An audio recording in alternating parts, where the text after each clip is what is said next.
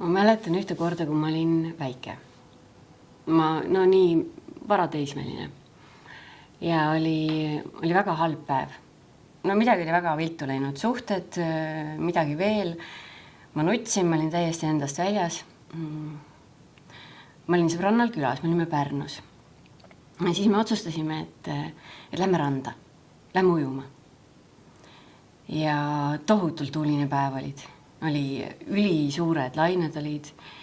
Me läksime vette ja siis me hakkasime lihtsalt lainetes hüppama.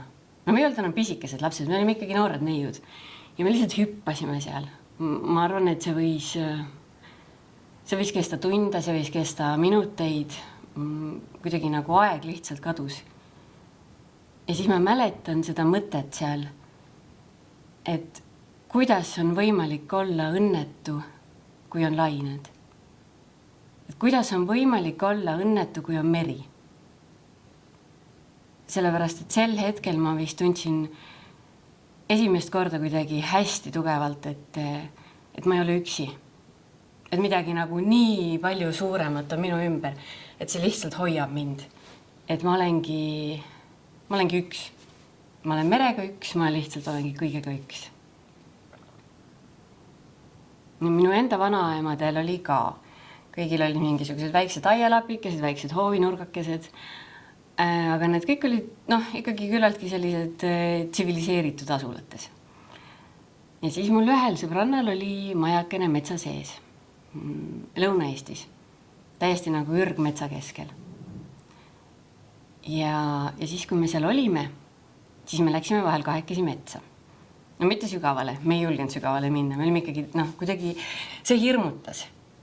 Aga ma mäletan seda tunnet, mis mul seal oli, et ma olen teistsugune. Et mingi osa minust nagu muutus seal metsas. Et ma olin kuidagi väekam, ma olin kuidagi ürgsem ja ma ei osanud sellele lapsena nime anda või kuidagi näppu peale panna. Aga ma tundsin ennast nagu suure ja julgena. Ja ometi oli minus see väike hirm sinna minnes. Ja siis ma mõtlesin, et kui mul kunagi lapsed oleksid, et siis ma tahaksin, et nad saaksid metsa minna ilma selle hirmuta. Või tähendab, et neil oleks ikkagi aukartus, aga mitte kartus.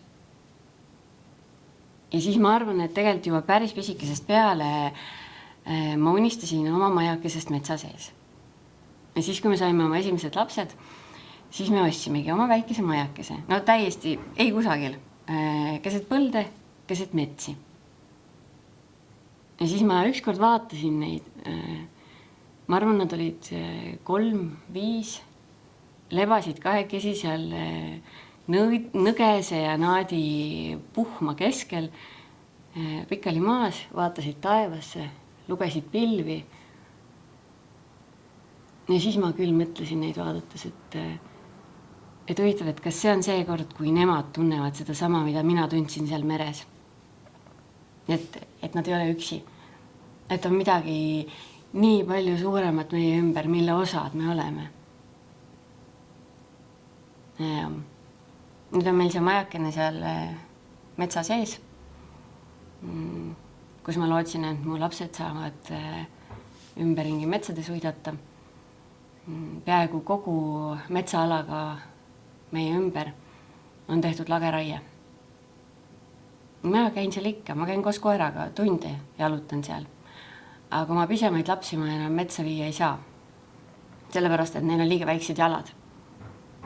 Sellest metsast on alles praegu ainult ülisuured välja juuritud kännud, hiiglaslikud traktori koopad. Nende väiksed jalad jäävad sinna kinni. Ja ma vaatan seda ala ja mõtlen, et seal ei ole enam kohta loomadele, seal ei ole enam kohta inimestele. Nii ma mõtlen, et et iga mets on kellegi otsus, aga iga lageraie on ka kellegi otsus. Ja keegi otsustas minu kodu ümber niimoodi teha.